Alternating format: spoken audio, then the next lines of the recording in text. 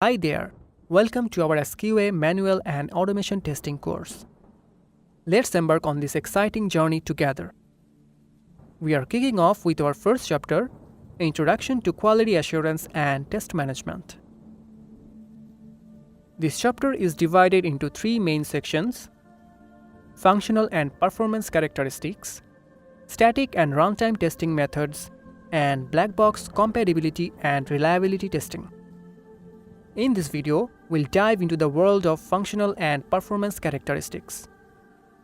We'll cover this section in multiple videos to give us enough time to truly explore and develop these concepts. So let's get started. So what is quality? A product is said to be of good quality if it satisfies the customer requirements in terms of performance, grade, durability, appearance, and intended use or purpose. Imagine you're buying a new car. You want something that's safe, fuel efficient, and comfortable. Those are your customer requirements.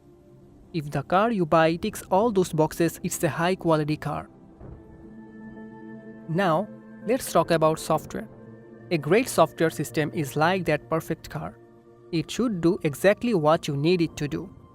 For example, if you're using a banking app, you expect it to be secure, easy to use, and fast. If it can handle all your transactions smoothly without any glitches, it's a high-quality app. So whether it's a car or a software system, the key to quality is meeting the customer's needs.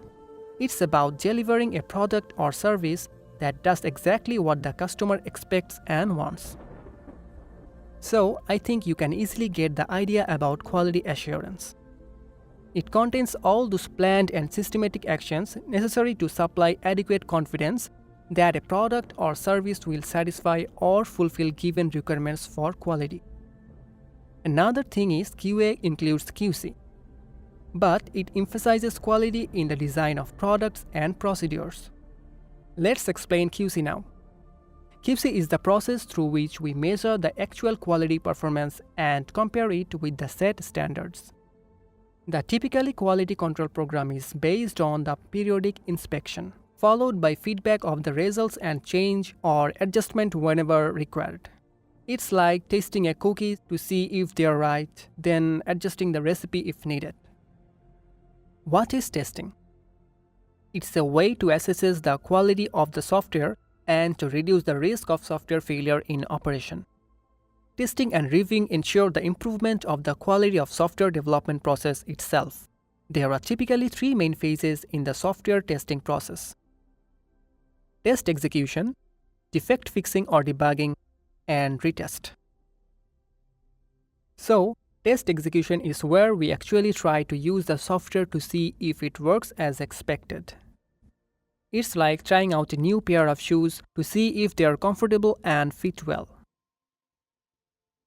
For software, we run tests to check if the buttons work, the calculations are correct, and the system doesn't crash. If we find something wrong during testing, like a shoe with a hole, we need to fix it. This means developers go in and correct the code that caused the problem. And once the fix is in place, we have to check again to make sure the problem is really solved. It's like trying on the repaired shoe to see if the hole is gone. In software, we rerun the test to verify that the defect has been fixed. Imagine you are testing a new mobile banking app. You'd go through each feature like checking your balance, transferring money, and paying bills.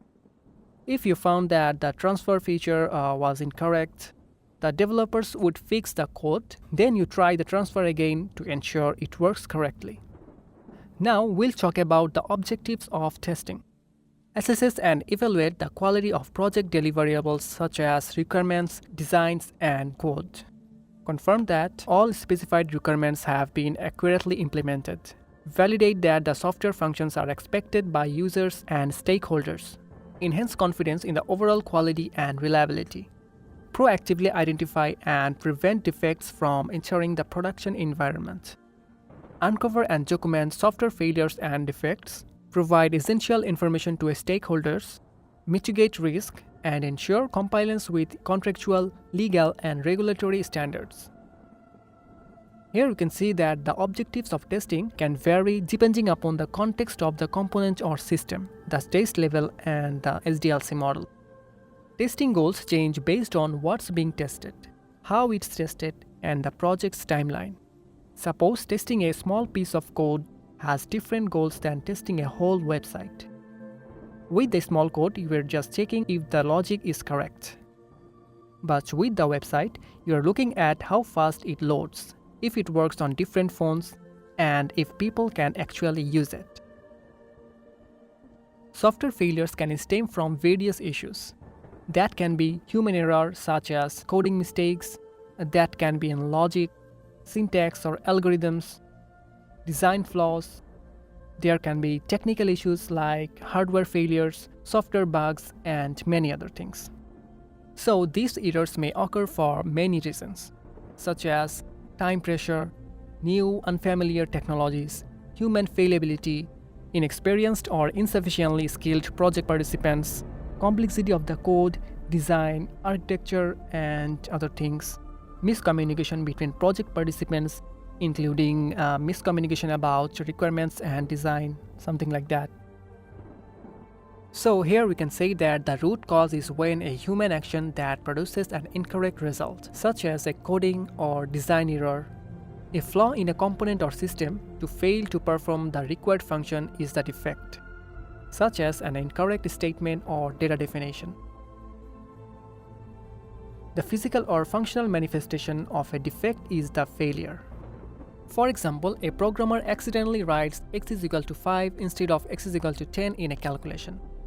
It's a defect.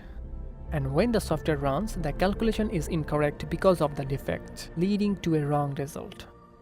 This incorrect result is the failure. Finally, the customer complaints are effects. In this video, we covered the fundamentals of software quality. We explored concepts like quality assurance, quality control, and testing.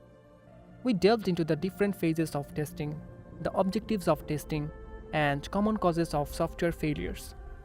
We also discussed how these failures can impact the overall software product. So in our next video, we'll cover these following topics. Till then, goodbye.